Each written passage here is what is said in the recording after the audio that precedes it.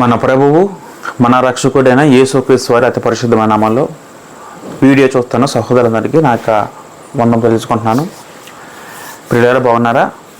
దేవుని యొక్క మహాకృపను బట్టి, ఆయన యొక్క ప్రేమను బట్టి మనం తిరిగి ఈ రీతిగా కలుసుకున్నాం. ప్రియులారా, మన లెసన్లోకి వెళ్ళిపోదాం. దానియేలు గ్రంథము 9వ అధ్యాయం నేర్చుకుంటున్నాం. 9వ అధ్యాయం నుంచి మనం 20 వచనం నుంచి 27 వచనాల వరకు మనం ధ్యానిస్తున్నాం. అందులో భాగంగా 70వ వారములు ఆల్రెడీ మనం ఈ ముందు ఎపిసోడ్లో 70వ వారం గురించి మనం ప్రాథమికంగా కొన్ని మాటలు మనం నేర్చుకుని ఉన్నాం. అంటే ఒకసారి ఏం జరిగిందో మనం రివైజ్ చేసుకుందాం, జ్ఞాపకం చేసుకుందాం. దానియేలు ప్రార్థన చేస్తున్నాడు. ప్రార్థన చేస్తుండగా దేవుడు గబ్రియేలు అనే దేవదూతని పంపడం జరిగింది దానియేలు దగ్గరికి. ఎందుకంటే దానియేలు గారికి అంత ముందు కలిగిన దర్శన భావం ఏదైతే ఉందో ఆ దర్శనాన్ని వివరించడానికి దేవుడు దేవదూతను దానియేలు దగ్గర పంపడం జరిగిందని. గబ్రియేలు వచ్చాడు దానియేలు దగ్గరికి ప్రార్థన చేయించుండగా. సాయంకాలం సమయమున వచ్చిన తర్వాత వాళ్ళిద్దరి మధ్య సంభాషణ మనం ఆలోచించాం గత ఎపిసోడ్లో. మనం ఆల్రెడీ ఏం చదివామంటే 24వ వచనంలో మనకి ఈ చూస్తే మనకు అర్థమైపోద్ది. లాస్ట్ ఎపిసోడ్ మనం ఇద్దరు నేర్చుకున్నాం. ఒకసారి జ్ఞాపకం చేసుకుందాం. ఒక 6 పాయింట్లు చెప్పారండి దేవదూత.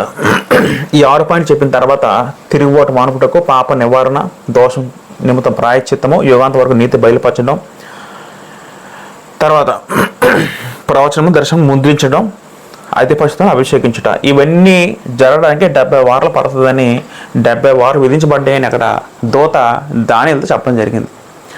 ఆ 70 వారాలు అంటే అర్థం ఏంటి? మనం దాన్ని 3 కాలాలుగా విభజించాం. మనం విభజించలేదు, గ్రంథమే చెప్పింది. దేవదూత చెప్పాడు కాబట్టి మనకి కొంచెం సులువుతరం అయింది. మన సొంతంగా చెప్పింది కాదు. మొదటగా యెరూషలేము కట్టడం ఆజ్ఞ బయలుదేరినప్పటి నుంచి 7 వారాలు. యెరూషలేము పునరుద్ధరణ కూడా ఆ టైంలో పునరుద్ధరించబడ్డం, అంటే కట్టబడ్డం, పట్టణము దేవాలయం కట్టబడ్డం. అప్పటి నుంచి మళ్ళీ యేసు రాకడ వరకు 62 వారాలు. మొత్తం మీద ఇక్కడ చూసుకుంటే 69 వారాల్లో ఏం జరుగుతుంది అంటే 69 వారాల్లో యెరూషలేము కట్టబడుతుంది అనే విషయం మనకు అర్థమవుతుంది. 69 వారాల్లో యేసుప్రభు వస్తాడు. ఇక్కడ మెస్సీ అంటే యేసుప్రభు విషయం మనకు అర్థం అవ్వాలి, మనం నేర్చుకుంటాం. ఇప్పుడు ఈ ప్రాసెస్ అంతా జరిగింది ఒక 69 వారాల్లో జరుగుతుంది మనకు అర్థమవుతుంది. తర్వాత 70వ వారంలో నిర్మూలించబడతాడు, వచ్చిన వ్యక్తి చనిపోబడతాడు విషయం మనకు అర్థమవుతుంది. 3.5 సంవత్సరాలు తర్వాత బలి ఆపివేయబడుతుంది మనం ఆలోచించాం. ఇంకా దాని గురించి పూర్తిగా డీప్గా డెప్త్గా మనం ఇప్పుడు ఆలోచించుకుంటూ వస్తాం.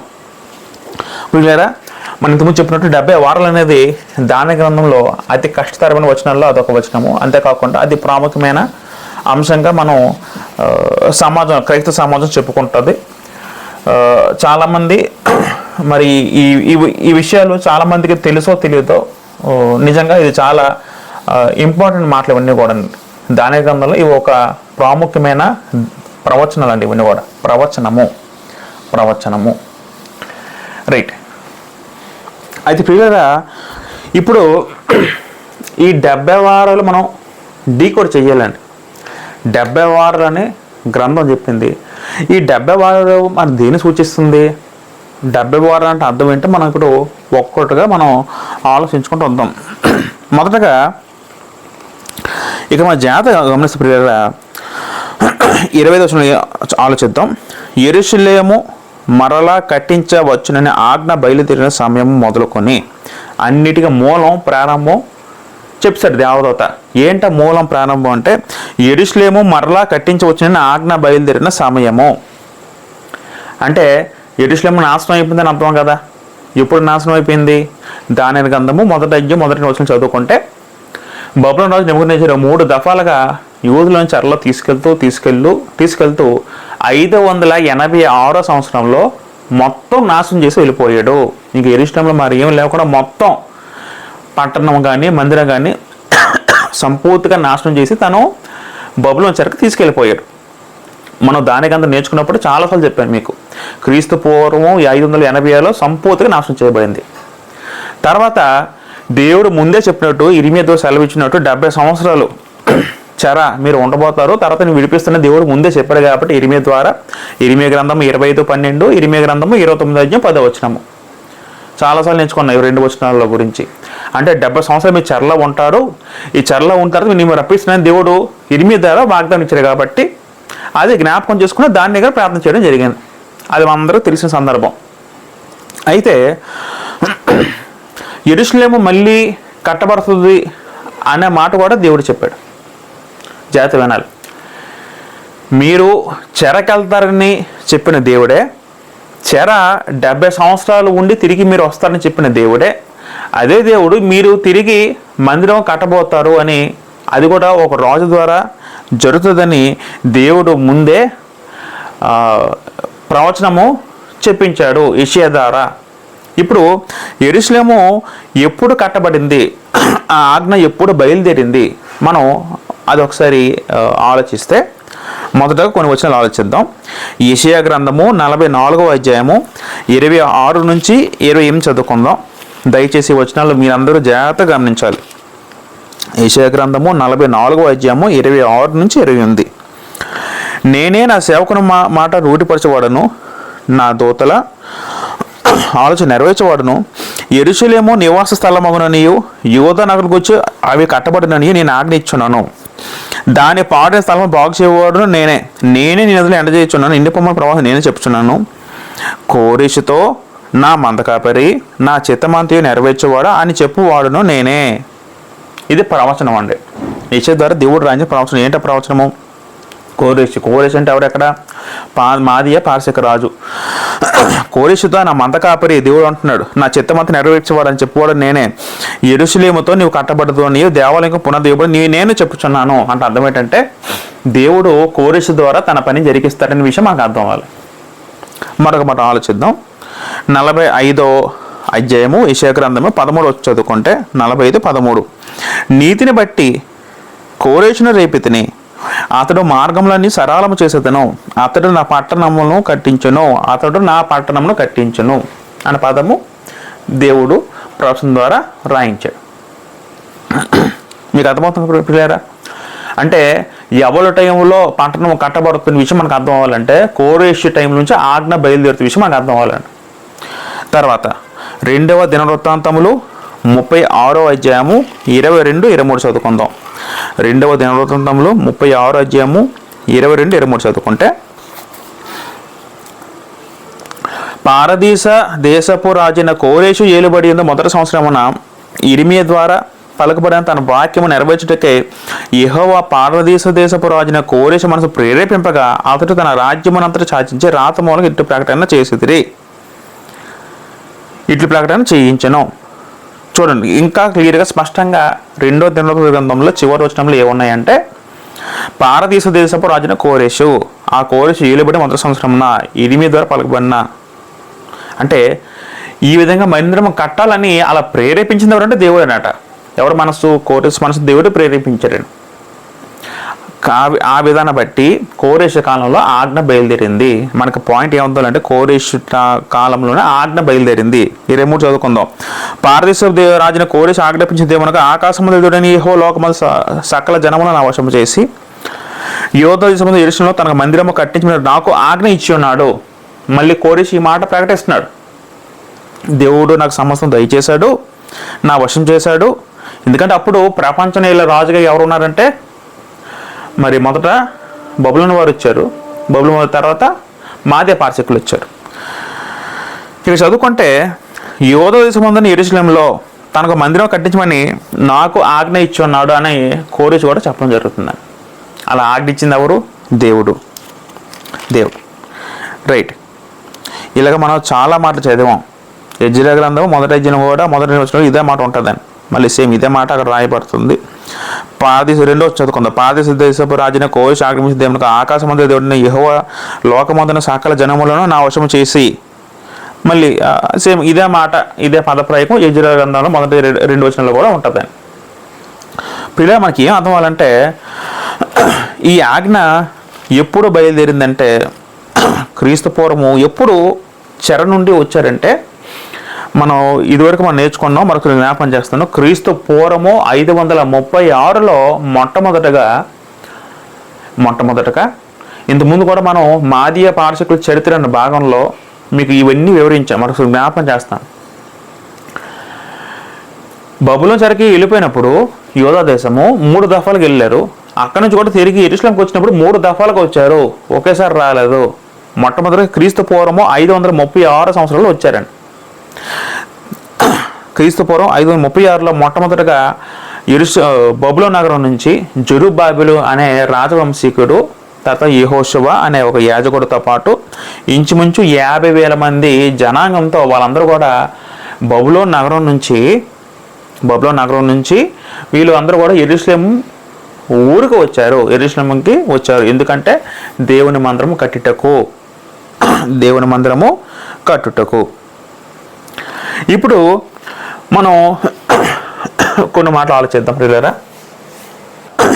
70వ వారంలో అనేది అలా ఆలోచించినప్పుడు ప్రజెంట్ సమాజంలో, క్రైస్తవ సమాజంలో ఉన్న కొన్ని బోధల గురించి ఆలోచిద్దాం. అంటే 70వ వారాలని కొంతమంది దీన్ని ఎలాగ డీకోడ్ చేస్తారో, వాళ్ళు ఎలాగ భావిస్తున్నారో మనం కొద్ది మాటలు మనం ఆలోచిద్దాం. మొదటగా ఒకసారి ఆలోచించండి.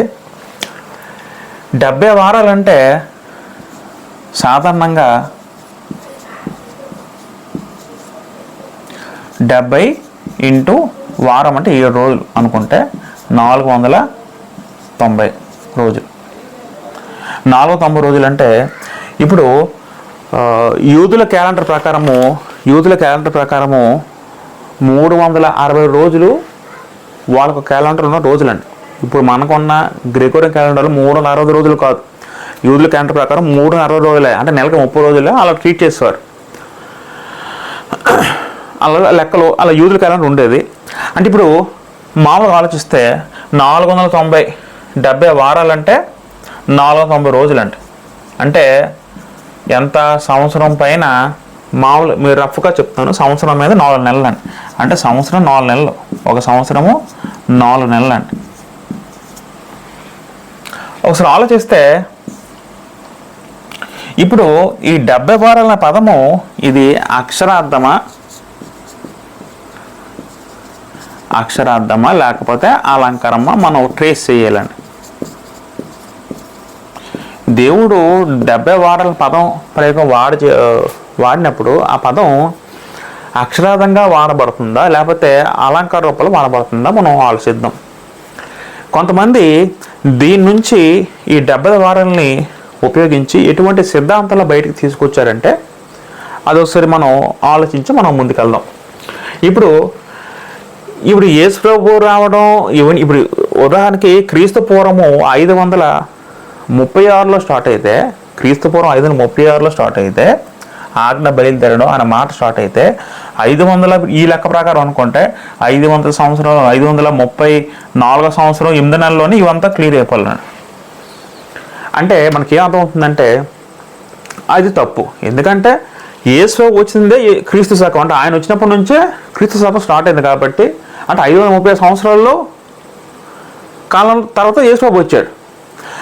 కాబట్టి ఈ 70 వారాలు ఇది కేవలం అక్షరార్థంగా తీసుకుంటే ఇది సెట్ అవ్వదు. యేసోబు అసలు సంవత్సర కాలంలో యేసోబు వచ్చినట్టు, అంటే సంవత్సరం అంటే ఎప్పుడైతే ఆజ్ఞ బయలుదేరింది అంటే ఎప్పుడు బయలుదేరింది, క్రీస్తు పూర్వము 530 బయలుదేరితే సంవత్సరంలోనే యెరూషలేము కట్టడం యేసోబు రాలేదు కదా, చాలా గ్యాప్ ఉంది. కాబట్టి ఇది అక్షరార్థంగా తీసుకోకూడదు. 70 వారాలు అంటే ఇది అక్షరార్థం అయితే కాదు. అయితే కొంతమంది బోధలు ఏ విధంగా స్టార్ట్ చేశారంటే ఈ 70 వారాలు అనేది ఈ వారం అంటే చూడండి, ఈ వారం అంటే 7 సంవత్సరములు అనే విధంగా స్టార్ట్ చేశారండి. చూడండి ఇప్పుడు ప్రపంచంలో దాన్ని ఏ విధంగా ఆలోచిస్తున్నారో, ప్రపంచంలో ఏ విధంగా వాళ్ళ ఆలోచనలు ఉన్నాయో మనం కొద్ది మాట ఆలోచిద్దాం. 70 వారంలో ఇక మనం చదువుకుంటే చాలామంది దీన్ని ఎలాగా భావించారంటే ఒక వారం అంటే ఒక సంవత్సరము, ఒక వారం అంటే ఒక సంవత్సరము ఆ విధంగా చేసుకుంటే అంటే అప్పుడు ఎన్ని అవుతాయి, 70 ఇంటూ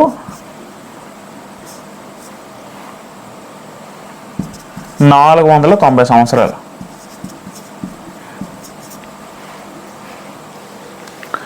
ప్రియ జాగ్రత్త వినాలి. ఇప్పుడు మనం ప్రపంచంలో అంటే ఇప్పుడు ప్రస్తుతం సమాజంలో ఉన్నవారు వాళ్ళు ఏ విధంగా భావిస్తున్నారో, వాళ్ళు ఏ విధంగా ఆలోచిస్తారో మనం ఆలోచిద్దాం. అంటే వాళ్ళు ఎలా క్యాల్కులేట్ చేస్తారంటే, ప్రతి వారము 7 సంవత్సరాలు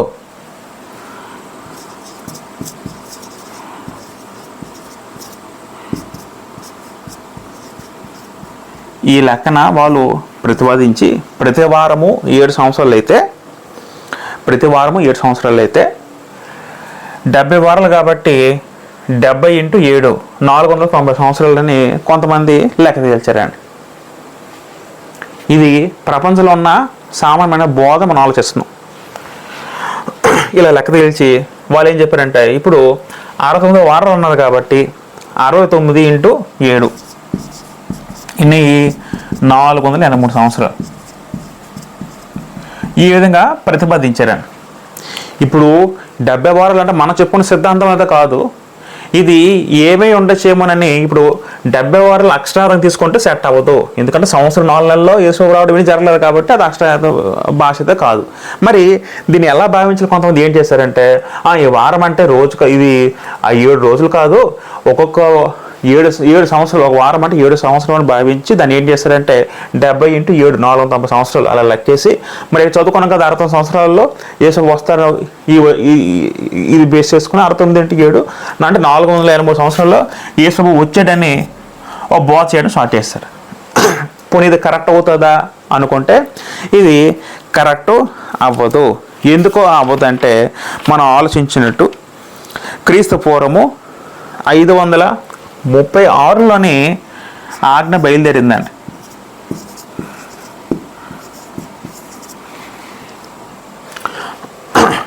క్రీస్తు పూర్వము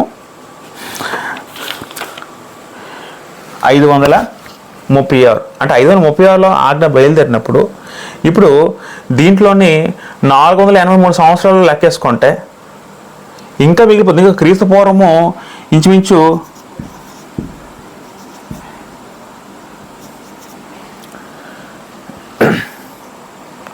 55 ఎంత వస్తుంది పిల్లలు అంటే జాతక.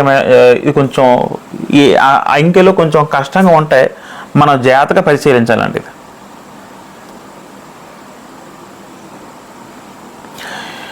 ఇప్పుడు ఇది అక్షరార్థంగా ఇప్పుడు కొంతమంది ఏం భావించారు, ప్రతి వారం 7 సంవత్సరాలని బోధ చేయడం స్టార్ట్ చేస్తారు. ఒకరు ఈ విధంగా స్టార్ట్ చేయడం జరిగితే 483 సంవత్సరాలు అవుతుంది యేసు వచ్చేసరికి. అంటే క్రీస్తు పూర్వం 536 లెక్కేస్తే క్రీస్తు పూర్వము మళ్ళీ 555 ఉంటుందండి. అప్పటికి యేసు ఇంకా రాలేదు, ఇంకా ముందు కాలంకి వస్తుందని. కాబట్టి వాళ్ళు చెప్పుకున్న సిద్ధాంతం మళ్ళీ వాళ్ళకే వ్యతిరేకిస్తుందండి. కొంతమంది ఏం చేశారంటే, ఇలా కాదు, ఇజ్రా తర్వాత మొదటి దఫా ఎప్పుడు బయలుదేరారంటే మనం చదువుకున్నాం. మొదటి దఫా ఎప్పుడు బయలుదేరంటే క్రీస్తు పూర్వము 536. రెండో దఫా ఎప్పుడు బయలుదేరారంటే క్రీస్తు పూర్వము 458లో బయలుదేరారండి. ఇది క్రీస్తు పూర్వం రెండో దఫా బయలుదేరిన సంవత్సరం. అప్పుడు ఎవరెవరు బయలుదేరారంటే ఇజ్రా బయలుదేరారండి, మనం చదువుకున్నాం. మూడో దఫా ఎవరంటే నెహెమ్యా. క్రీస్తు పూర్వము 445లోని నెహెమ్యా బయలుదేరారండి. ఈ 3 కాలాల్లో ప్రతి ఒక్కరు కూడా బైహార్ట్ అయిపోవాలండి, ఎందుకంటే ఈ కాలాల సంవత్సరం చాలా ఇంపార్టెంట్. దీంతోనే అన్ని బేసే ఉంటాయి కాబట్టి. అంటే యెరూషలేము చెరకు వెళ్ళినప్పుడు సంవత్సరాలు, చెర నుండి తిరిగి యెరూషలేము వచ్చినప్పుడు ఆ సంవత్సరాలు అవన్నీ మనం ఖచ్చితంగా గుర్తుపెట్టుకోవాలండి. 605, 597, 586, 536, 458, 445 ఇది తిరిగి యెరూషలేముకి వెళ్ళిన కాలం. మీకు మన ఇంతకుముందు చరిత్ర మనం చెప్పుకున్నాం, మాదీయ పారసిక చరిత్రలో ఇది కూడా మనం ఆలోచించాం. వీలైతే ఎవరైతే వీడియో చూడకపోతే ఆ వీడియో మీరు చూసే ప్రయత్నం చేయండి.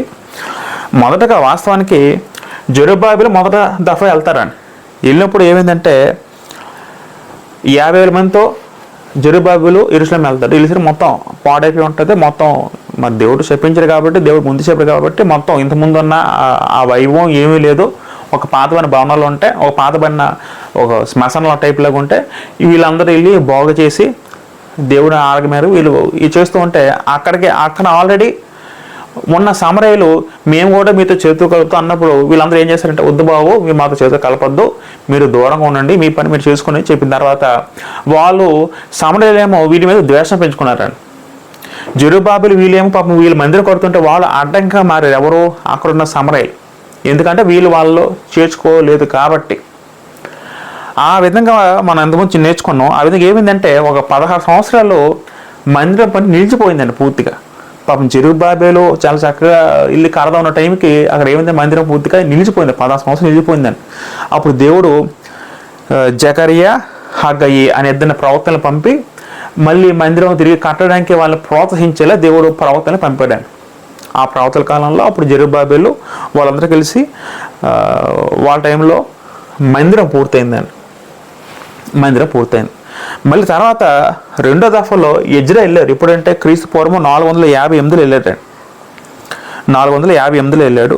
ఇంచుమించు 7,000 మందితో వెళ్ళాడండి సైన్యంతో. 7,000 మంది తనకు జనాంగంతో ఎజ్రా బయలుదేరడం జరిగింది. ఎజ్రా చేసిన మెయిన్ థింగ్ ఏంటంటే, ఎజ్రా ఏం చేశారంటే, ఎజ్రా వెళ్ళి అక్కడ మతాన్ని పునరుద్ధరించారండి. అక్కడ ఉన్న ధర్మశాస్త్ర పద్ధతులు, నియమాలు అవన్నీ కూడా మళ్ళీ సంస్కరణలు చేసి ఒక కొలికి తీసుకొచ్చారండి. జెరుబ్బాబెలు వెళ్ళి వాళ్ళు చేసిన పని వేరు. తర్వాత జెరుబ్బాబెలు తర్వాత ఎజ్రా వీళ్ళు ఏం చేశారంటే మొత్తం మతాన్ని సంస్కరించాడు. అలా మొత్తం మర్చిపోయారు. మత పద్ధతులు ఏవి ఎలా చేయాలి ఏంటో మొత్తం ధర్మశాస్త్రం మొత్తం మర్చిపోయారు. కాబట్టి ధర్మశాస్త్ర ఉపదేశకుడుగా ఎజ్రా బయలుదేరి, ధర్మశాస్త్ర పబినట్టు కాబట్టి ఎజ్రా ఇంకో ఈ ప్రకారం వీళ్ళు చేయాలి మొత్తం వెళ్ళి మతాన్ని పునరుద్ధరించాడు. అది ఎజ్రా చేసిన పని. తర్వాత నెహెమియా గారు 445లో వెళ్ళాడండి. 445లో వెళ్ళారు.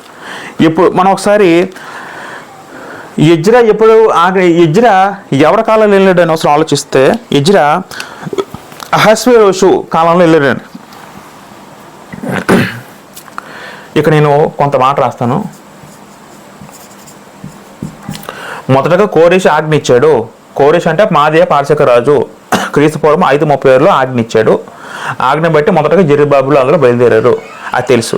తర్వాత రెండో దఫలో ఎజ్రా బయలుదేరాడు. ఎజ్రా ఎప్పుడు బయలుదేరాడని మనకి ఎక్కడ ఉంటుందండి, ఎజ్రా గ్రంథము 7వ అధ్యాయము. ఎజ్రా గ్రంథము 7వ అధ్యాయము 11 చదువుకుంటే, యెహోవా ఆజ్ఞల వాక్యములందరూ ఆయన ఇశ్రాయేలు విధించిన కట్టడలందరూ శాస్త్రి యాజకుని ఎజ్రాకు రాజైన అర్థహశస్త ఇచ్చిన తాకీదు నకల పదం ఉందని. తర్వాత ఎజ్రా టైంలో ఉన్న మాదీయ పార్శక రాజు ఎవరంటే అర్థహశస్త.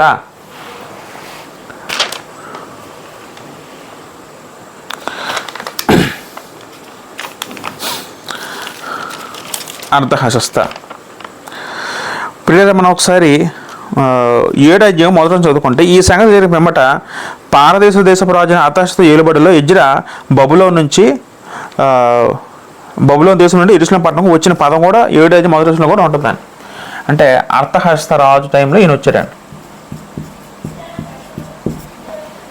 నెహెమియా ఏ రాజు కాలంలో వచ్చాడంటే, నెహెమియా ఒకసారి మనం నెహెమియా గ్రంథం చదువుకుందాం. నెహెమియా గ్రంథంకి వెళ్తే నెహెమియా గ్రంథము 2వ అధ్యాయము మొదటి వచనం చదువుకుంటే, అటు తర్వాత అర్థహశస్త రాజు ఏలుబడి కాలమున 5వ సంవత్సరంలో పదం ఉంటుందని. అంటే ఇతను కూడా సేమ్ అర్థహశస్త ఈ రాజు టైంలో బయలుదేరుతారండి. ఇద్దరు ఒకే రాజు టైంలో బయలుదేరుతారండి. అర్థహశస్త ఎవరు అని ఆలోచిస్తే, అర్థహశస్త అంటే ఎవరంటే, మనం మనం ఎస్తేర్ గ్రంథం చదువుకున్నప్పుడు మనం ఇంతకుముందు మీకు చెప్పడం జరిగింది. ఎస్తేర్ గ్రంథంలో ఆ కాలంలో పరిపాలించిన మాదీయ పార్శక రాజు అహస్వేరోషు కొడుకు అర్థహశస్త. అహస్వేరోషు ఎవరంటే ఎస్తేరు భర్త అర్థహశస్త. ఎస్తేరు భర్త అహస్వేరోషు అయితే అహస్వేరోషు ఎస్తేరు పుట్టిన కుమారుడు అర్థహశస్త అయి ఉండాలి. ఆ అర్థహశస్త టైంలో వీళ్ళిద్దరు కూడా తిరిగి యెరూషలేము పట్టణానికి బయలుదేరారు. అంటే వాస్తవానికి మొట్టమొదటి ఆజ్ఞ బయలుదేరింది కోరెషు టైంలోనే. తర్వాత వచ్చిన రాజులు మర్చిపోయారండి ఆజ్ఞని. మళ్ళీ వీళ్ళు ఇదే ఆజ్ఞని తిరిగి గుర్తు చేసుకుని రివైండ్ చేసి ఈ ఆజ్ఞ బట్టి వీళ్ళు ముందుకు నడిపించారండి. ఈ ఇద్దరు రాజులు కూడా, ఈయన రాజు. ఈ విషయం నేను గమనించాలి. కాబట్టి చాలామంది ఎలా భావించారంటే, ఇది ఒక వారం ఈజ్వల్ టు 7 సంవత్సరాలను భావించి 490 సంవత్సరాలు, యేసు వచ్చిన కాలంకి 480 సంవత్సరాలు ఇలా లెక్కేస్తే 536 నుంచి లెక్కేస్తే ఏమైంది, ఇంచుమించు 5:36 లెక్కేస్తే ఇంచుమించు మనకి 50 సంవత్సరాలు తేడా వస్తుంది. అంటే క్రీస్తుపూర్వం 50 వచ్చింది కాబట్టి ఈ సిద్ధాంతం అనేది తప్పు. ఎందుకు తప్పు అంటే యేసుప్రభు వచ్చింది క్రీస్తు శకము 0 అంతే కదండి. యేసుప్రభు క్రీస్తు 1 ఆయన పుట్టుక ఎప్పుడు 1వ సంవత్సరం. ఆయన నుంచి క్రీస్తు లెక్కల కాలం స్టార్ట్ అయింది కాబట్టి ఇది ఈ ఫిగర్ అనేది తప్పు బిబ్లికల్గా. మళ్ళీ దీన్ని కొంతమంది ఎలా అర్థం చేసుకున్నారంటే మళ్ళీ ఎలా కాదు, ఎక్కడి నుంచి లెక్క వేయకూడదు, ఎజ్జడి నుంచి లెక్క వేయాలి, ఎజ్జడి టైంలో 458 లేడు కాబట్టి ఈ టైంలో లెక్క వేయాలి అని కొంతమంది దాని రివర్స్లో మళ్ళీ వాళ్ళకు బోధన సమర్థించుకోవడానికి అలా చెప్పారండి. ఒకళ్ళు ఈ విధంగా లెక్కేస్తే క్రీస్తు పూర్వము 458లో పోనీ బయలుదేరారు, ఆజ్ఞ బయలుదేరింది. ఎందుకంటే యెరూషలేము కట్టడం ఆజ్ఞ బయలుదేరిన సమయం నుంచి 7 వార పట్టణం గ్రంథం చెప్తుంది కాబట్టి ఈ టైం ఉంది కాబట్టి అంటే యేసు వచ్చే వరకు దీని మళ్ళీ ప్రతిపాదించడానికి ఏం చేశారంటే లేదు ఇలా కాదు 458 బయలుదేరాడు అని ఇదొక బోధ చేయడం స్టార్ట్ చేస్తారండి. పోనీ ఈ లెక్కను తీసుకుంటే 458 ప్లస్ 453 కలిపితే ఎంత అవుతుందంటే క్రీస్తు శకము 25-26 వస్తుందండి. 25-26 వస్తుంది. ఇది కూడా తప్పే. వీళ్ళు ఎలా లెక్కలు వేసుకున్నా సరే మనకి వచ్చిన ఫిగర్ ఎంత రావాలంటే క్రీస్తు శకము మొదట రావాలి.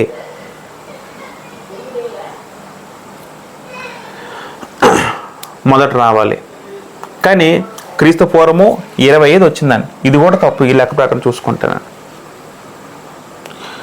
పోనీ మరొక ఏం చేశారంటే ఈ లెక్క కాదండి 440 తీసుకుందాం, ఈ 2 కాదు ఇలా తీసుకుంటే సరిపోద్ది అనుకుంటే ఈ లెక్కను చూసుకుంటే క్రీస్తు పూర్వము క్రీస్తు శకము ఇలా చూసుకున్నా సరే క్రీస్తు శకము 52 అవుతుందండి. క్రీస్తు శకము చూడండి,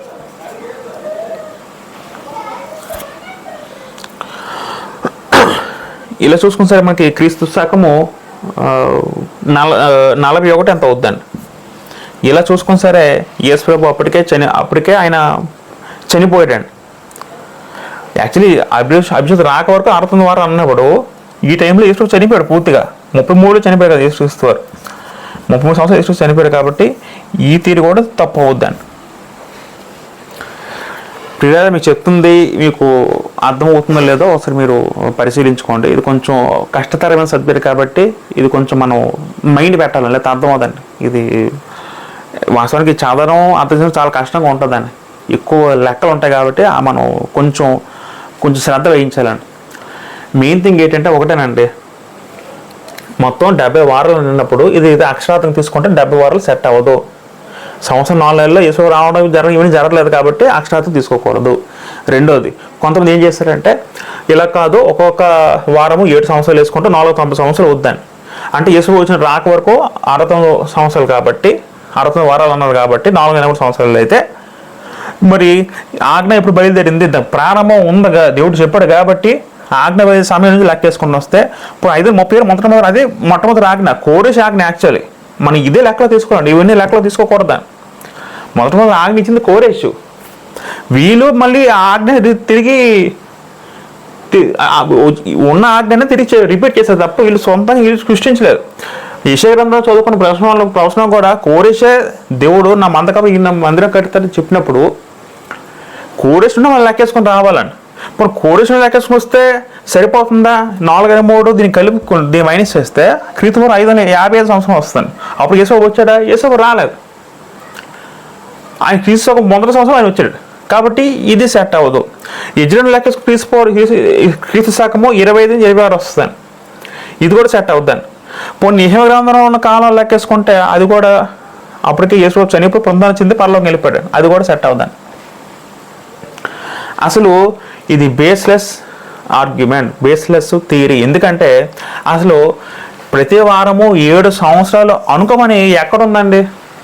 అది వాళ్ళు ఊహద్వారా చెప్పారు తప్ప గ్రంథంలో ఎక్కడ నోట్ చేయాలి. ఇప్పుడు గ్రంథం చెప్తే మనం ఫాలో అవ్వాలి తప్ప ఒక వారం ఇప్పుడు గబ్రియేలు ఒక వారం 7 సంవత్సరాలు లెక్కేసుకొని చెప్తే మనం అనుకోవచ్చు. కానీ మనం చెప్పలేనప్పుడు మనం ఎలాగ చెప్పగలం? ఒక సంవత్సరం, ఒక వారం, 7 సంవత్సరాలని మనం ఎలాగ మనం కన్వే చేయగలము? ఇప్పుడు అంత్యోక ఎపిఫెనస్ మనం తనకు అంతం కొంచెం చదువుకున్నప్పుడు, దానియేలు గ్రంథం చదువుకున్నప్పుడు 2003 దినాల్లో వారికి అంతం జరుగుతుంది అక్కడ దేవత స్పష్టంగా చెప్పడం జరిగిందండి. ఉదయం సాయంకాలం బలులు చెప్పడం జరిగింది కాబట్టి ఆ డేట్ మనం అంచనా వేసి చెప్పగలిగాం. 3 సంవత్సరాలు వాడు అంతం అయిపోయింది కాబట్టి. కానీ ఇక్కడ మనం డేట్ వేసి చెప్పలేమండి. అసలు ఈ థియరీ అసలు వాళ్ళ సొంతంగా ఊహలు వచ్చింది తప్ప 7 సంవత్సరాలు, ఒక వారం 7 సంవత్సరాలని అది గ్రంథం చెప్పిన సిద్ధాంతంతో కాదు. కాబట్టి ఇది ఏ లెక్కన వేసుకున్నా సరే ఇవి ఏవి కూడా సెట్ అవ్వదు. ప్రపంచంలో ఇప్పుడు ఇదొక బోధ ఉంది, కానీ ఇది ఈ ఫిగర్ అనేది ఇలా టాలీ చేయలేం. కొంతమంది ఏం చేస్తారు పిల్లలు, కొంతమంది 1000 ఏళ్ళ పరిపాలన అని కొంతమంది వాళ్ళు ఉన్నారండి. 1000 ఏళ్ళ పరిపాలన మొదలు అంటే అర్థం ఏంటి? యేసుక్రీస్తు మళ్ళీ భూమి మీదకి వస్తాడు, వచ్చిన తర్వాత 1000 ఏళ్ళు పరిపాలన చేస్తాడు. ప్రకటన గ్రంథంలో రాయబడిన 1000 ఏళ్ళ పరిపాలన అనేది వాళ్ళు అక్షరార్థంగా తీసుకొని మళ్ళీ కొత్తగా భూమిని కొత్తగా స్థాపిస్తాడు. వాళ్ళు మళ్ళీ ఇది మనం సమాజంలో చాలామంది చూస్తూ ఉంటారు. జనవస సంఘాల్లో యేసు మళ్ళీ వస్తాడు, 7 ఏళ్ళ శ్రమలు ఉంటాయి, తర్వాత అందరం మధ్యాకాశం వెళ్ళిపోబడతాం, 1000 ఏళ్ళు భూమి పరిపాలిస్తాడు భౌతికంగా. ఇవన్నీ కూడా మనకు తెలుసు, సమాజం చూస్తూ ఉన్నాం. ఆ విధంగా వాళ్ళు ఏం చేస్తారంటే ఈ 69 వారాలు జరిగిపోయి చివరి వారం ఏదైతే ఉందో అది ప్రవచన వారము, అది యేసు వచ్చిన తర్వాత జరుగుతుందని వాళ్ళొక థియరీని క్రియేట్ చేసుకున్నారని. మీరు అర్థమవుతుందా? 1000 ఏళ్ళ పరిపాలన వాళ్ళు ఎవరైతే ఉన్నారో వాళ్ళు ఎలాగా అర్థం చేసుకున్నారంటే ఈ 69 వారాలు జరిగిపోయి ప్రభు వచ్చినంత వరకు చివర ఉన్న వారము 70 వారం ఏదైతే ఉందో అది ఇప్పుడు జరగదు, యేసు తిరిగి వచ్చినప్పుడు అప్పుడు జరుగుతుంది. మళ్ళీ దాంట్లో 7 శ్రమలు ఉంటాయి. వాళ్ళు ఏదో కొత్త థియరీని సృష్టించారని, కొత్త థియరీస్ అని సృష్టించారని. ఇది 70 వారాల గురించి అనేక రకాల థియరీస్ అనేవి సమాజంలో లోకంలో ఉన్నాయి. వాస్తవానికి అసలు భౌతికంగా ఏదైతే జరిగిందో కొన్ని మాటలు మనం ఆలోచించగలిగితే, జెరుబ్బాబెలు ఎప్పుడైతే స్టార్ట్ చేశాడో జెరుబ్బాబెల్ టైంలోనే మందిరం నిర్మించబడింది. ఆ విషయం మనం గుర్తుపెట్టుకోవాలండి. జెరుబ్బాబెలు మందిరం కట్టాడండి, లేట్ అయింది, మధ్యలో ఆటంకులు వచ్చాయి, కానీ జెరుబ్బాబెల్ టైంలోనే మందిరం పూర్తయిందండి. క్రీస్తువు పూర్వము 516లోనే మందిరం పూర్తయిందండి. ఆలయం పూర్తిగా కట్టించాడండి. ఎవరో? జెరుబ్బాబెలు. అసలు జెరుబ్బాబెలు మందిరం కడతారని గ్రంథం కూడా ఒక వచనం ఉందండి. జెకర్యా గ్రంథము, మనం ఒకసారి జెకర్యా గ్రంథము 4:9 చదువుకుని పిల్లరా, జెకర్యా గ్రంథము 4:9 చదువుకుంటే అక్కడ ఆలోచిద్దాం ఒకసారి. జెకర్యా గ్రంథము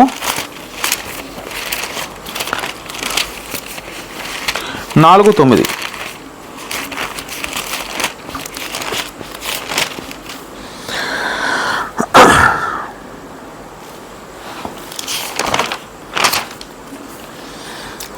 జెరుబ్బాబెలు చేతులు ఈ మందిరపు పునాది వేసి ఉన్నవి, అతను చేతులు ముగించును.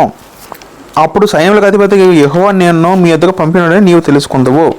ఇక్కడ యెహోవాకు ఏం సెలవిస్తుంటే 8వ వచనం నుంచి జెరుబ్బాబెలు చేతిలో మందిరం నిర్మిస్తున్న గ్రంథం స్పష్టంగా చెప్పిందని. అంటే యెరూషలేం మందిరము ఎప్పుడు నిర్మించబడిందంటే జెరుబ్బాబెల్ టైంలో నిర్మించబడిపోయిందండి. అక్కడతో జెరుబ్బాబెల్తో క్లియర్ అయిపోయింది, మందిరం నిర్మించబడింది, క్లియర్. మళ్ళీ ఎజ్రా ఏం చేశాడంటే పిల్లరా, ఎజ్రా వచ్చి తిన మందిరం నిర్మించలేదు. ఆల్రెడీ మందిరం కట్టబడింది, పట్టణం కట్టబడలేదు. యెరూషలేం పట్టణం కట్టబడలేదు, మందిరం కట్టించబడింది. అయితే ఆలయం కట్టింది ఎవరంటే జెరుబ్బాబెలే. ఎజ్రా మందిరం కట్టలేదు. ఎజ్రా చేసిన పని ఏంటంటే మతాన్ని, అంటే సిద్ధాంతాలు, కట్టడాలు, ధర్మశాస్త్రం తిరిగి బోధించాడు. ఎలా చెయ్యాలి, కట్టడాలు తిరిగి వివరించాడు క్షుణ్ణంగా. అది ఎజ్రా చేసిన పని. మరి నెహెమీయా ఏం చేశాడంటే, నెహెమీయా వచ్చి ప్రాకారం కట్టాడండి. నెహెమీయా ఏం చేశాడంటే, నెహెమీయా వచ్చి యెరూషలేము చుట్టూ ప్రాకారం కట్టాడండి. 52 రోజుల్లో గోడలు కట్టాడు. నెహెమీయా కాలంలో ఏమైందంటే నగరము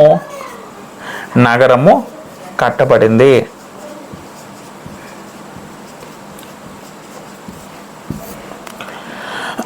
జెరుబ్బాబెల్ కాలంలోనే ఆలయం నిర్మించబడితే నెహెమీయా కాలంలో యెరూషలేము ప్రాకారము, యెరూషలేము దాని యొక్క సరిహద్దులో గోడలు కట్టబడ్డాయి.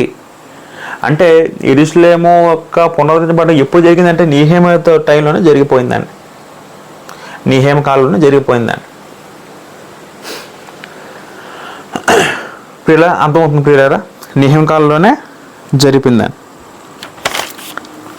రైట్. కాబట్టి ఇప్పుడు మనం దీన్ని ఎలాగ అర్థం చేసుకోవాలి? మనం ఇప్పుడు ఈ 70 వారాలు మనం ఎలాగ అర్థం చేసుకుంటాం, ఎలాగ అర్థం చేసుకోవాలి? మరి సరైన వివరణ ఏమై ఉంటుంది?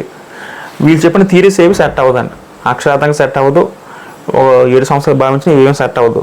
మనం దాన్ని ఎలాగ అర్థం చేసుకోవాలి? 70 వారాలు అంటే ఎలాగ అర్థం చేసుకోవాలంటే ఇప్పుడు మనం అసలైన వివరణ ఏంటో మనం ఆలోచిస్తాం.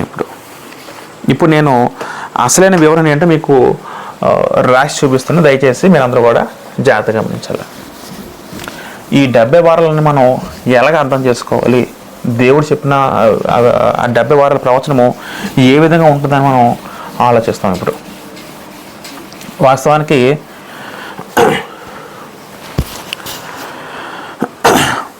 మనం ఒకసారి మిగతా వచ్చిన కూడా ఒకసారి ఆలోచిద్దాం. మనం ఒకసారి దానియేలు గ్రంథము 9వ అధ్యాయము ఒకసారి మా పిల్లల 26 చదువుకుంటే 26లో 62 వారాలు జరిగిన పిమ్మట ఏమీ లేకుండా అభిషక్తుడు నిర్మూలన చేయబడును అని పదం ఉందండి. వచ్చినట్టు రాజు యొక్క ప్రజలు పవిత్ర పట్టణమును పరిశుద్ధ ఆలయమును నశింపజేయుతారు, వాని అంతము హఠాత్తుగా వచ్చును అని పదం ఉందండి అక్కడ. అంటే మనకి ఏం అర్థం అవ్వాలంటే ఈ మందిరము తిరిగి నాశనం చేయబడుతుందని గ్రంథం స్పష్టంగా చెప్తుందండి.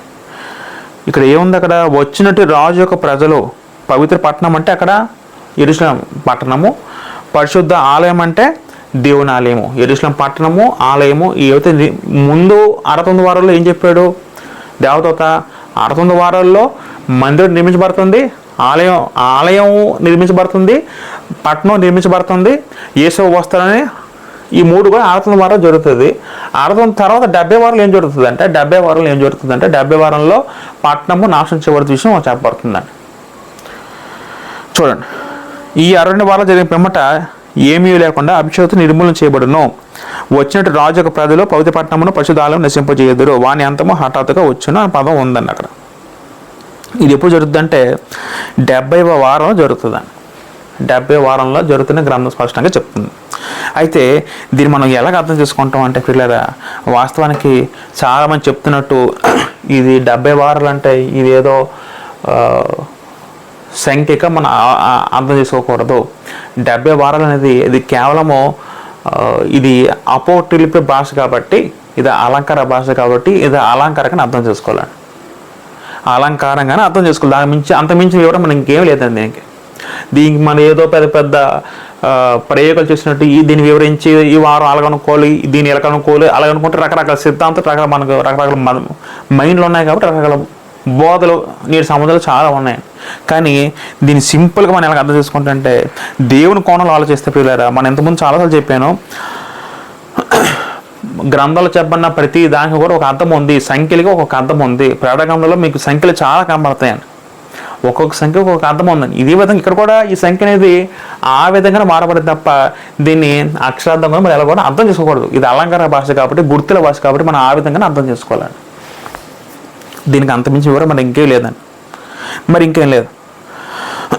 మనం చాలాసార్లు నేర్చుకున్నాం 7 అంటే పరిపూర్ణ సంఖ్య మనకు తెలుసు చాలామందికి. 7 అంటే సంపూర్ణము, 7 అంటే సంపూర్ణము లేదా పరిపూర్ణం.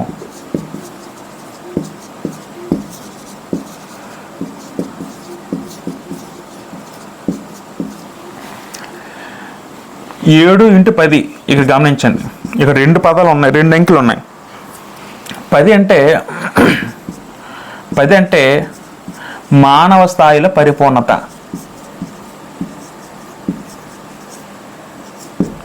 మానవ స్థాయిలో పరిపూర్ణత.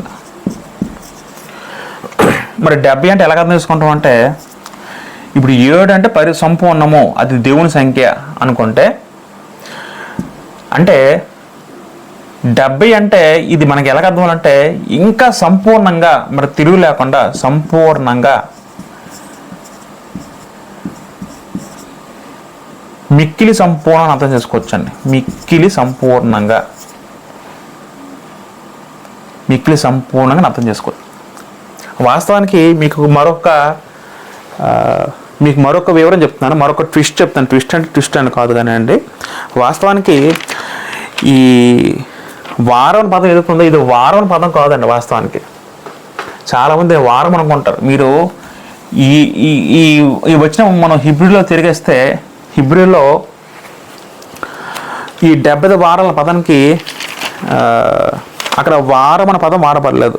అక్కడ షబువా అనే హెబ్రూ పదం ఉంటుంది. షబువా మీరు వీలైతే మీరు హిబ్రూ వెర్షన్ చూడండి. షబువా అనే పదం ఉంటుందండి. షబువా అంటే హెప్టాజ్ అంటే 7 అని అర్థం అంట. అది వారం అని అర్థం కాదు. ఆ పదంకి మూల భాషలో ఆ పదంకి అర్థమేంటి పిల్లలు, ఆ పదానికి అర్థమేంటి అంటే అది 7 అని అర్థం చేసుకోవాలండి. వాస్తవానికి మన తెలుగులో కానీ మరికొన్ని వెర్షన్లో దీన్ని ఎలాగా అనువదించారంటే ఇది వారంగా అనువదించారు. కానీ వాస్తవానికి మనం కొన్ని మాటలు చదువుకోగలిగితే దాని అసలంతం ఏంటంటే అది 7 అని అర్థం అండి. మరికొన్ని ఇంగ్లీష్ వెర్షన్లో దాన్ని 7గా చెప్పారు, మరి దాన్ని వారంగా చెప్పలేదు. 77 అని రాశారు. తెలుగులో మటుకు 70 వారములు రాశారు. అక్కడ చిన్న అనువాద దోషం ఉందండి. ఇక్కడ మీకు ఇదే పద ప్రయోగము యెహెజ్కేలు గ్రంథము 45వ అధ్యాయము 21 చదువుకుంటే 21లో మొదటి నెల 14 దినమున పస్కా పండుగ ఆచరింపవలెను, 7 దినములు దాన్ని ఆచరింపవలెను పదం ఉంటుందండి. అక్కడ 7 అనే పదం ఉంది కదండి 45:21లో. ఆ 7 అక్కడ 7 దినమున ఉంది. అక్కడ 7 అనే పదంలో ఇదే మూల భాషలో ఈ పదం ఉంటుందండి. వారం అనే పదం దగ్గర 7 ఉంటుందండి. అక్కడ ప్రేమ మీకు అర్థమవుతుందా చెప్తున్న మాట? వారం అని పదప్రయోగం ఇక్కడ చేశారు కానీ మూల భాషలో వారం పదం ఉండదు, 7 అని ఉంటుందండి. మనం ఎలా చదవాలంటే 77 అని చదవాలండి. 70 వారం చదవకూడదు. 77 దీన్ని పదప్రయోగం ఎలా చదవాలంటే 77 అని చదవాలండి. దీన్ని వారం చేశారు కాబట్టి తెలుగులో వారం అలా పడింది. వారం పదము అక్కడ ఆ పదం వాడకూడదండి. అది సరైన పదమైతే కాదు. మన తెలుగులో అనువదించారు కానీ అది సరైన పద ప్రయోగం కాదు. దీన్ని మనం ఎలా చదవాలంటే 77 అని చదవాలండి. ఇప్పుడు 77 అంటే మనం ఎలా అర్థం చేసుకోవాలంటే దీనిలో 2 అంకెలు ఉన్నాయి. 70 × 7 అంటే ఇంకా సంపూర్ణం, సంపూర్ణతలో సంపూర్ణం, సంపూర్ణతలో సంపూర్ణం.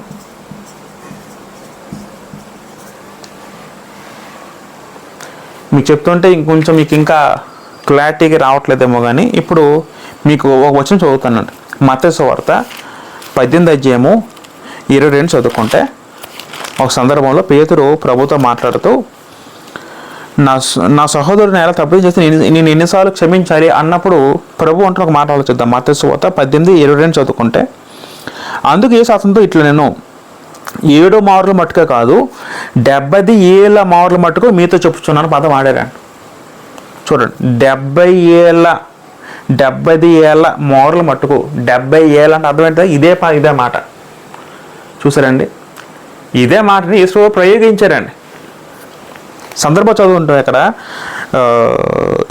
21వ వచనంలో నా సహోదరుడు ఆయన తప్పుగా చేసినట్టు నేను 100% క్షమించను అది మాట. అది పేతురు అడిగాడు. నా సహోదరుడు అంత తప్పు చేసి ఎన్నిసార్లు క్షమించాలన్నప్పుడు 7 సార్లు అన్నప్పుడు అతను 7 మార్లు మట్టుకు అన్నప్పుడు పేతురు ప్రభు అంటారప్పుడు 7 మార్లు కాదు 70 ఏళ్ళ మట్టుకు క్షమించాలన్నారండి. అంటే అర్థం ఏంటి? ఆ సందర్భం మనం ఎలాగ అర్థం చేసుకోవాలంటే 70 ఏళ్ళు అంటే అది మీరు లెక్కలేనన్ని సంపూర్ణంగా లెక్కలేనన్న విషయం అర్థమవుతుంది. లెక్కలేనన్ని 77 అంటే ఇది ఒక పదం, ఒక సంఖ్య కాదండి. అది 77 అంటే అది దేవుడు వాడిన పదప్రయోగం అంతే. సంపూర్ణతని అర్థం వస్తుందండి. ఆదికాండము 4:24 కూడా ఇదే మాట ఉంటుందండి. ఆదికాండము 4:23-24 చదువుకుంటే అక్కడ లెముకు అనే వ్యక్తి ఒక మాట అంటాడు. ఆదికాండము 4:24 అని 7 ప్రతిదండన కయ్యను కోపం ఏడంత ప్రతిదిన కయ్యను కోసము వచ్చిన ఎడల లెమెకు కోసము 77 అంతలు వచ్చిన నేను. చూడండి, లెముకు అంటాడు తన భార్యతో అంటాడు, 7 అంతలు ప్రతిదండన కయ్యనికి వస్తే లెమెకు అంటే తనకు ఉద్యుక్తను అంటున్నాడు, నా గురించి ఎవరైనా ప్రతిదండన చేస్తే వాళ్ళకి 77 అంతలు వచ్చిన అంటాడు. అంటే 77 వచ్చినట్టు అదేటో సంఖ్య గురించి చెప్పట్లేదు అక్కడ, ఇంకా ఎక్కువ వస్తుంది చెప్పాడండి అక్కడ. మీకు అర్థమవుతుంది పదప్రయోగ. లెమెకు తనకు వచ్చిన ప్రతిదాని గురించి అక్కడ చెప్పబడితే యేసు ప్రభు క్షమాపణ గురించి అక్కడ ఆ పదప్రయోగం వాడారండి. అంటే దానికి లెక్కలేనన్ని రెట్టింపు సంపూర్ణతను అర్థం చేసుకోవాలి. ప్రియ మీకు అర్థమవుతుందా? ఇప్పుడు 7 అనే పదం కూడా అది సంపూర్ణ చెందిందే. దాని గ్రంథము మనం 3:19 చదువుకుంటే ఈ బబులోను రాజు నెబుకద్నెజరు శద్రకు మేషకు అబేద్నెగోని వాళ్ళని అగ్నికొండలు వేసినప్పుడు వాళ్ళు 700 రెట్టింపు చేయి అంటాడు అగ్నికొండాన్ని తన సైనికులతో. మనం చదువుకున్నాం కదా. అంటే 700 రెట్టింపు అంటే అర్థం ఏంటండి? ఒకసారి దాని 3:19 చదువుదాం. దాని 3:19లో అందుకు నెబుకద్నెజరు అత్యాగ్రహం పొందినందున శద్రకు మేషకు అబేద్నెగో వారి విషయంలో ఆయన ముఖ వికారమైన కనుక గుండము ఎప్పటికన్నా 700 వేడిగా చేయమని ఆజ్ఞించాను. 700 వేడిగా చేయాలని ఆజ్ఞించాను. అర్థం ఏంటి? అంటే 700 వేడి చేయంటే 7 రెట్లు పెంచమని అక్కడ అలా అర్థం చేసుకోకూడదు. ఇంకా ఎక్కువ చేయని అర్థం వస్తుంది ఎక్కువ. కానీ మనకి ఏం అర్థం అవ్వాలంటే 70 వారాలు విధించమంటే అర్థం ఏంటంటే పిల్లారా, మనం ఎలాగ అర్థం చేసుకోవాలంటే సంపూర్ణంగా యెరూషలేము తిరిగి నాశనం చేయబడుతుంది. సంపూర్తిగా ఇవన్నీ మనం చెప్పిన 6 పాయింట్లు జరుగుతాయి. సంపూర్తిగా మెస్సియా నాశనం చేయబడతాడు, ఆయనకు నిర్మూలించబడతాడు, సంపూర్తిగా మరి ఇంకే ఉండదని చెప్పడం జరుగుతుంది. ఇప్పుడు మీకు అర్థమైందండి? ఒకసారి మనము దాని గ్రంథం మిగతా వచ్చిన ఆలోచిద్దాం. ఇక్కడ 27 చదువుకుంటే అతడు ఒక వారమునకు అనేకులు నిబంధనలు స్థిరపరచును. చూడండి 26లో ఈ 62 వారం జరిగిన పిమ్మట ఏమీ లేకుండా అభిషక్తుడు అంటే ఎవరంటే ఇక్కడ మెస్సియా అంటే యేసుక్రీస్తు వారు అని అర్థం చేసుకోవాలి. యేసుక్రీస్తు వారు నిర్మూలన చేయబడును. ఎప్పుడు జరుగుతుందట? 62 వారాల తర్వాత. అంటే ఇది అక్షరార్థం అంత కాదండి, అక్షరార్థ వివరణ అయితే కాదు. అంటే 62 ఏళ్ళ తర్వాత అని అర్థం చేసుకోండి. అంటే అక్షరార్థం కాదు. అంటే 69 వారాల్లో ఆయన మొత్తం సమూహాలు అంటే యేసు ప్రభు శిలువమరణ పొందుతారని అర్థం చేసుకోవచ్చు. నాశనం చేయబడతారు. తర్వాత వచ్చినట్టు రాజు యొక్క ప్రజలు పవిత్ర పట్టణమును పవిత్ర పరిశుద్ధ ఆలయమును నశింపజేయుదురు. ఎవరు వచ్చినట్టు రాజు? ఎవరు రాజు అంటే ఆ రాజు టైటస్ అండి. రాజు యొక్క ప్రజలు అని పదం వాడారు కదా. రాజు యొక్క ప్రజలు టైటస్ క్రీస్తు శకము 70 సంవత్సరంలో జరిగిన గొప్ప వినాశనం ఏంటంటే యెరూషలేము నాశనం అండి. యెరూషలేము నాశనము ఎవరు హయంలో అంటే వెస్పేషియన్ అనే రాజు హయంలో వాడి యొక్క కొడుకైన టైటస్, వాడు అప్పుడు సైన్యాధికారిగా ఉన్నాడు. సైన్యాధికారి జనరల్. ఈ వ్యక్తి ఏమో యెరూషలేములో నాశనం చేశాడు. ఎప్పుడు జరిగిందంటే క్రీస్తు శకం 70లో జరిగిందండి. భయంకరమైన నాశనం జరిగింది, మామూలు నాశనం కాదండి. ఎంతమంది యూదులు చనిపోయారు? 10 లక్షల మంది పైగా యూదులు చనిపోయారట ఆ కాలంలో. యేసు ద్వారా కూడా తన భూమి మీద నివసించినప్పుడు దాని గురించి ఎన్నో మాట చెప్పారు. మత్తయి 23 అధ్యాయాలు అంతా దాని గురించి ఉంటుందని. కాబట్టి ఇక్కడ ఈ రాజు ఎవరంటే, రాజుకు ప్రజలు ఎవరంటే మెయిన్ టైటస్ యొక్క వాడి యొక్క హయంలో యెరూషలేము నాశనం జరిగింది. సగము 70లో జరిగింది. నిజంగా భౌతికంగా జరిగింది. ఒక పెద్ద అది భయంకర నాశనం జరిగిందండి. అప్పుడు యేసు మొదట దేవుడు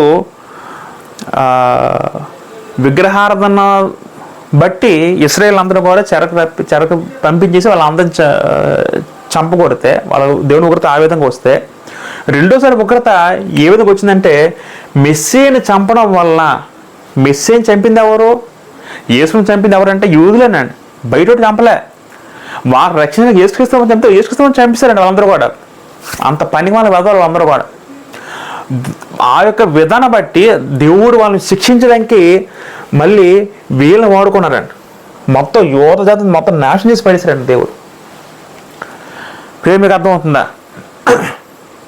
నేను ఎక్కడితో ముగిస్తాను ప్రియులారా. మనం ఇంకా మాటలు ఉన్నాయి, మనం ఇప్పుడు చెప్పుకుంటే ఇంకా లేకపోతే కాబట్టి మనం వచ్చే ఎపిసోడ్లో ఇంకా 70 గురించి మరికొన్ని మాటలు యెరూషలేము నాశనం ఏ విధంగా జరిగింది, ఎప్పుడు జరిగింది, దాని గురించి యేసు ఏమి చెప్పారా, అవన్నీ ఇంకా మనం వచ్చే ఎపిసోడ్లో మనం పూర్తిగా నేర్చుకుంటాం. మీకు ఇప్పుడు ఇంతవరకు మనం ఏం నేర్చుకున్నామంటే పిల్లరా, ఏవైతే థియరీస్ ఉన్నాయో అవన్నీ కూడా తప్పండి. అది వారం పదం కాదు, అది 77 చదవాలి, 77 మనం భావించాలి. 77 అంటే లెక్కలేనన్ని సంపూర్ణత అర్థం వస్తుంది. ఈ విధంగా అది ఒక రాజు వస్తాడు, వాడు వచ్చి యెరూషలేము మొత్తం నాశనం చేస్తాడని చెప్పడం జరిగింది గ్రంథం. ఇంకా దాని గురించి ఇంకా డీప్గా మనం నెక్స్ట్ ఎపిసోడ్లో చదువుకుంటాం. నెక్స్ట్ ఎపిసోడ్లో పూర్తిగా మనం మొత్తం సంపూర్తిగా అర్థమైపోద్దాం. ఇప్పుడు ఇంచుమించు మీకు ఒక 80% మీకు ఎవరైనా మొత్తం ఇస్తాను, ఇంకా 20% ఎవరైనా ఉంది. మరి ఇప్పుడు చెప్తే టైం లాగ్ అయిపోద్ది. ఇప్పుడు గంట సేపు అయిపోయింది కాబట్టి మనం నెక్స్ట్ వచ్చే ఎపిసోడ్లో ప్రభు చిత్తం మీద మనం మొత్తం మిగతా బాగా పూర్తిగా నేర్చుకుంటాం. అప్పుడు మొత్తం సంపూర్తి మనకి 70 వారాలు అంటే మనకు అర్థమైపోద్ది. చెప్పిన వాక్యం మీరు కూడా పరిశీలించండి, మీరు కూడా ఒకసారి మీరు కూడా క్షుణ్ణంగా పరిశోధించండి. ఇంతవరకు ఓపికగా వాక్యమైన సహోదరులను మరొకసారి నా యొక్క వందనం తెలుసుకుంటున్నాను. ప్రభు చిత్తంతో మనం మరొక ఎపిసోడ్లో మరొక వీడియోలో కలుసుకుందాం. అందరికీ వందనాలు.